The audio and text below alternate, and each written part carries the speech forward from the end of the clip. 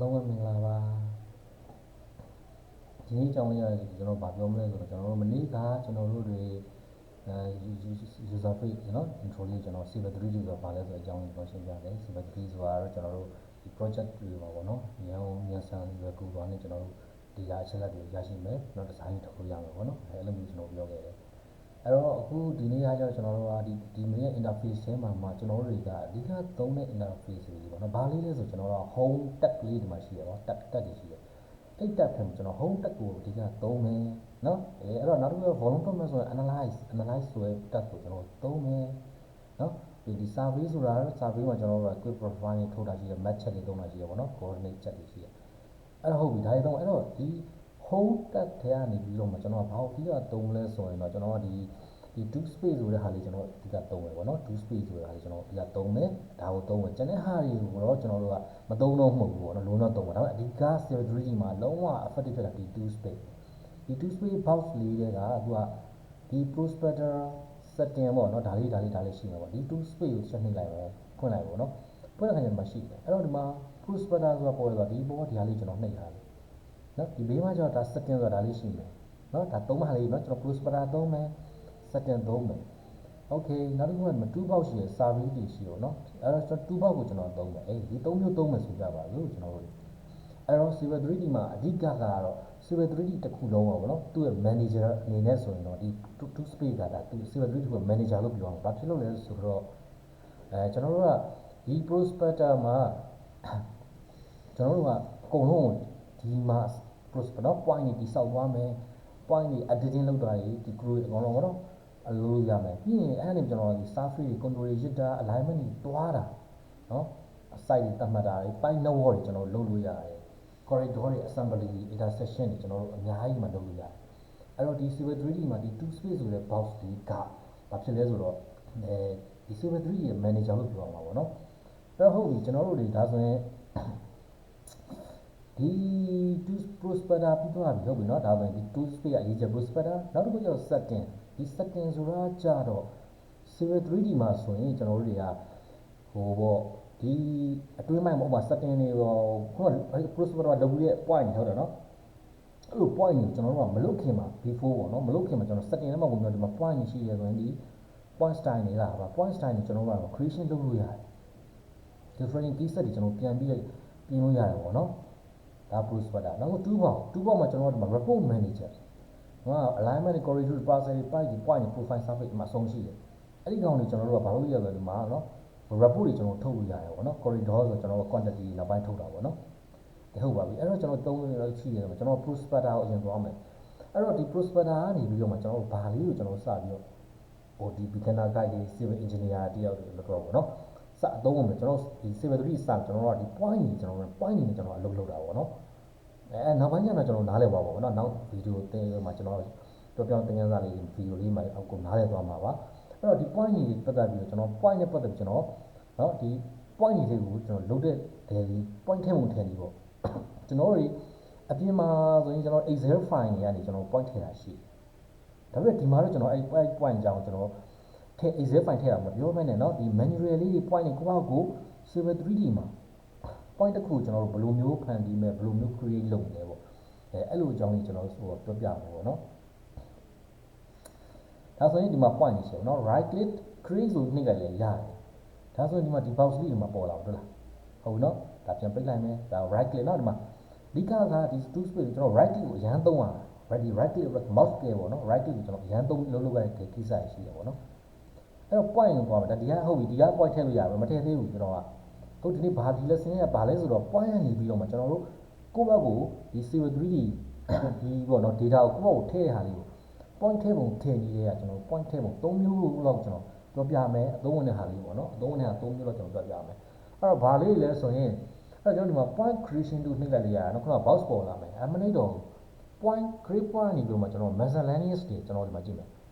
manual point ထည့်ရပုံသွားမယ်နောက်တစ်ခုက northern east နဲ့ကျွန်တော် point ထည့်တာသွားပြမယ်နောက်တစ်ခုကကျွန်တော် azimuth နဲ့ကျွန်တော်ထည့်တာသွားပြမယ်နော်အဲ့ azimuth ဆိုတာကျွန်တော်အရှိဗီဒီယိုမှာကျွန်တော် quick route ကိုကျွန်တော်တင်ထားတာရှိတယ်ပေါ့နော်ဘယ်လိုဒါမဲ့ဒါပြန်ပြောပြမယ်အဲ့တော့ကျွန်တော် manual နဲ့စသွားမယ် manual နော် click ချက်နှိပ်လိုက်မယ်အဲ့ manual click ချက်နှိပ်လိုက်တဲ့အခါမှာ command ကိုကျွန်တော်ကြည့်လိုက်မယ်ဆိုရင် specify a location for the new point เนาะဒါဆို new point တစ်ခုတော့သတ်မှတ်ပါဆိုကျွန်တော် manual ဖြစ်တဲ့အတွက်ကြောင့်မို့လို့ကျွန်တော်အစဉ်ပြေးနေမှာကျွန်တော် click တစ်ချက်ချလိုက်မယ်เนาะ click တစ်ချက်ချလိုက်ပြီးတော့ဒီနေရာမှာ click တစ်ချက်ချလိုက်ပြီအဲ့တော့ command ကိုဖတ် enter point description point ရဲ့ description ကိုဝင်ပါဆိုတဲ့အတွက်ကြောင့်မို့လို့ကဲဒါကိုကျွန်တော်အခုလို့เนาะmanual ဆိုတော့ m လို့ပဲပြလိုက်မယ်เนาะ m လို့ပဲ enter ခေါက်ပြီးဒီ point တစ်ခုရဲ့ elevation ကျွန်တော်တို့ကဒီနောက်ပိုင်း data cyber 3ဆိုတော့ကျွန်တော် elevation နေနဲ့အလုပ်လုပ်တာပေါ့နော် 3D modeling ဖြစ်တဲ့အတွက်ကြောင့် elevation ကျွန်တော်10ပဲသတ်မှတ်လိုက်မယ် enter တစ်ချက်ခေါက်လိုက်ဟုတ်ပြီနော်ဟောဒီမှာ point တစ်ခုပေါ်လာတယ်မှာဒါပြီနော်အဲ့လိုမျိုးပဲဆက်သွားခြင်း click ချက်နဲ့ကိုကြိုက်တဲ့နေရာတစ်ချိန်ဒါ point manual ဖန်တီးတာပေါ့နော် escape ပါ okay အဲ့တော့ဒါလေးပြန်ပြလိုက်နောက်တစ်ခု point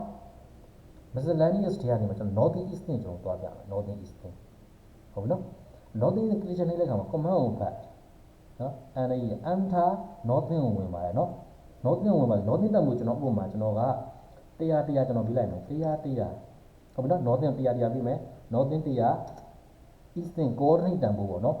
ဒီဟာတွေကဘယ်လိုသုံးတဲ့နေရာဆိုရင်ကျွန်တော်တို့ဥပမာ site ထဲမှာကျွန်တော်တို့ benchmark တွေ BN ခုတွေကျွန်တော်တို့ရှိတယ်နော်ဒီ BN ခုတွေကိုကျွန်တော်ဒီမြေပုံကြီးပေါ့ဒီ AutoCAD ဒီ Saber 3D အမဲ plus screen ကိုကျွန်တော်တို့ရမြေပြင်လို့ဆိုသဘောထားမြေပြင်သဘောလို့ထားပြီးတော့မှand then coordinate တန်ဖို့တည်ရဆို coordinate တန်ကျွန်တော်ရိုက်ထည့်ပြီးတော့ဒီ location ရှာတဲ့ပုံစံပေါ့နော်အဲ့လိုမျိုးလေးပေါ့အဲ့တော့ eastern နဲ့ enter eastern ဆိုတော့ကျွန်တော် eastern တန်ဖို့ကျွန်တော်100ဝင်လိုက်မယ်100 enter okay point distraction ဒီကချက်ကျွန်တော် NE မို့လို့ NE ကိုကုတ်ကို distraction ကုတ်ပေးလိုက်မယ်နော်ဥပမာ BN1 ဆို BN လို့ပေးလိုက်ပေါ့ enter ခေါက်ဒါကျွန်တော်က northern eastern လို့ပဲပေးလိုက်မယ် enter ခေါက် point elevation ထားပါ30အစင်မျိုးပေးလိုက်မယ် enter ခေါက်ဟော okay ဒါဒီမှာပေါ်လာဆိုဒီမှာပေါ်လာပြီနော်ဆက်သွားခြင်းနဲ့ဆိုရင် enter northern ဆိုတော့ကျွန်တော် northern တက်မှုဝင်ပါမယ် northern တက်မှုရိုက်ထက်ကိုတီး BN point 1 BN2 ရိုက်သွားလို့ရတယ်ပေါ့နော်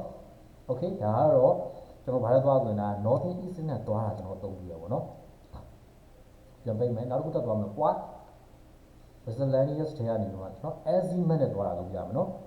azimuth ဆိုတာကကျွန်တော် equid root ဆိုတဲ့ video လေးရှိရအရှိပါအဲ့မှာချက်ကြည့်လိုက်ပေါ့နော်ပို့ပြီးပြင်နေကျွန်တော်အခုကဒီကောင်လေးနဲ့ဘယ်လိုသုံးလို့ရလဲဆိုရင်ကျွန်တော်က point တစ်ခုကနေပေါ့ကျွန်တော်ကပြန်စထွက်တာပေါ့နော်ဒီ point တစ်ခုကနေကျွန်တော်ကဘယ်လောက် degree ရှိလဲဟဲ့ angle ဘယ်လောက်ရှိလဲအဲ့ angle တစ်ခုမှာကျွန်တော်ဘယ်လောက် distance ရှိတယ်ဆိုတော့တန်ဖိုးပြီးတော့ကျွန်တော် point ဖန်တီးလို့ရတယ်ပေါ့နော်အဲ့လိုမျိုးလေးပေါ့ဒါဆိုရင်ကျွန်တော်ဒီမှာစခဲ့ပြီးတော့100နေကျွန်တော်စလိုက်မယ်နော်ဒါရှိပြီးသားခဏ100ကြီးအဲ့တော့ select ရွေးချယ်ပါတဲ့ starting point ကျွန်တော်ဒီ100 point ကိုကျွန်တော်သတ်မှတ်လိုက်မယ်နော်100 click ချက်နေလိုက်မယ် okay ဟောဒါဆိုရင်ဒီမှာထွက်လာမှာရေးရတာ not azimuth နဲ့ထွက်လာမှာမြင်ရလာမယ် not azimuth ကျွန်တော်45 degree ထည့်လိုက်မယ် enter တစ်ချက်ခေါက်ဟုတ်ပြီနော် specify distance ကျွန်တော် distance ကျွန်တော်900ရိုက်ထည့်လိုက်မယ် enter ဟုတ်ပြီနော် distraction ဒါကြောင့် az လို့ကျွန်တော်ပေးလိုက်မယ် enter ဟော specify point elevation ရ10ရိုက်ထည့်မယ် enter ဆက်ခေါက်လိုက်ဟောဒီမှာပေါ်သွားပြီလားအဲ့တော့ဒီကားကနေပြီးတော့ဒီဘယ်လောက် degree ရှိတော့45 degree ရှိတဲ့အခါမှာ distance ဘယ်လောက်လဲဆိုတော့ distance 900ရှိတဲ့ဟာကြီးပေါ့နော်ဒီဟာကြီးက distance 900ရှိတယ်ပေါ့နော်ဒါလေး click နဲ့ကြည့်လိုက်မယ်လမ်းဟောဒီမှာ distance ဒီမှာ900ရှိတယ်ပေါ့နော်ဒါကျွန်တော်ဟိုဖြစ်လို့တော့အဲ့တော့ဒီမှာ distance 900ရှိတဲ့ line နဲ့ angle ဆိုတော့ဒီမှာ azimuth က45 degree ရှိတဲ့ point နဲ့ point တော့မရပါဘူးလားရသွားပြီအဲ့တော့ကျွန်တော်တို့ဒါတွေဒီ Civil 3D မှာဆိုကျွန်တော်တို့ကဒီ point နဲ့ပတ်သက်ပြီးတော့ပေါ့နော်ဒါလောက်သိထားရင်ကျွန်တော်တို့ beginner ဖြစ်တဲ့ကျွန်တော် civil engineer ဖြစ်ကျွန်တော်တို့ site area တစ်ခုထဲမှာဆိုရင်ကျွန်တော်ကဒီကောင်လေးတွေကျွန်တော်ဘယ်လိုအသုံးပြုလို့ရတယ်ပေါ့နော်ကိုယ့်ရဲ့ point ကိုရှာရင်လားအဲ့လိုရှာလို့လည်းရတယ်ပေါ့နော်ဒါ point လို့ပဲပြီးတာနော် okay အဲ့တော့ဒီ civil 3D ပတ်သက်ကျွန်တော် civil 3D ကျွန်တော် workflow လေးကျွန်တော်ပြောပြရမယ်ဆိုရင်တော့ကျွန်တော်တို့ပေါ့နော်ဒီ workflow လေးကျွန်တော်ပြောမယ်ဆိုရင်တော့အဲ့တော့ civil 3D မှာ workflow ကဘယ်လိုသွားလဲဆိုရင်ခုနကပြောကျွန်တော် point ရှိတယ် survey point ဟုတ်အဲ့ survey point ရှိတယ် survey point ရပြီဆိုရင်ဘယ်ကိုဆက်သွားလဲကျွန်တော် surface ဆိုရဲနောက်တစ်ဆင့်ကျွန်တော်ဆက်သွားတာပေါ့နော်နောက်တစ်ဆင့်ဆို contour ရစ်တဲ့အပိုင်းရွတ်သွားမယ်နော်အဓိကဒါပဲ civil 3D မှာ surface ကိုသွားတယ် surface contour ရပြီဆိုရင်အဲ့ contour ရဲ့ terrain ပေါ်မူတည်ပြီးတော့ကျွန်တော်တို့ကဘာကြီးစောင်းမလဲဆို alignment တွေကျွန်တော်တို့စောင်း line တွေဆွဲမယ် alignment လမ်းကြောင်းတွေဆွဲမယ်ပေါ့နော် alignment လမ်းကြောင်းတွေဆွဲမယ်အဲ့ပြီးတော့အဲ့ alignment နဲ့မှာဆွဲရတဲ့လမ်းကြောင်းကိုကျွန်တော်ဘာကြည့်မလဲကျွန်တော် profile ကိုကြည့်မယ်ကျွန်တော် profile ပြီးတော့ဘာထပ်ကြည့်အောင်လဲ assembly profile ပေါ်မှာကျွန်တော်တို့ assembly land assembly ကျွန်တော်တင်ပြီး road နဲ့ပတ်သက် assembly တင်ပြီးပေါ့နော် land assembly အဲ့ပြီးတဲ့အခါမှာကျွန်တော်စင်းကြံနေတိစောက်မယ် corridor စင်းကြံနေ platform တိစောက်မယ်နော် base တိစောက်မယ်တိစောက်ပြီးတဲ့ဟာလေကျွန်တော်ဘာလုပ်ရလဲ cross section ပြန်ကြည့်မယ်ကြည့်ပြီးတဲ့ဟာမှာ finally quantity ဆိုတော့ကျွန်တော်တို့เนาะ outward ဘောလုံးတွေကျွန်တော်တွက်တဲ့အရေးတွက်တွေတွက်မယ်ဘောလုံးတွေ material တွေကျွန်တော်တွက်တဲ့လုပ်ငန်းစဉ်ကျွန်တော်သွားလိုက်မယ်ဆိုရင်เนาะဒါရပါတယ်ပေါ့เนาะအဲ့တော့ဒီနေ့သင်ခန်းစာလေးကတော့ဒီလောက်ပါပဲအားလုံးပဲကျေးဇူးတင်ပါတယ်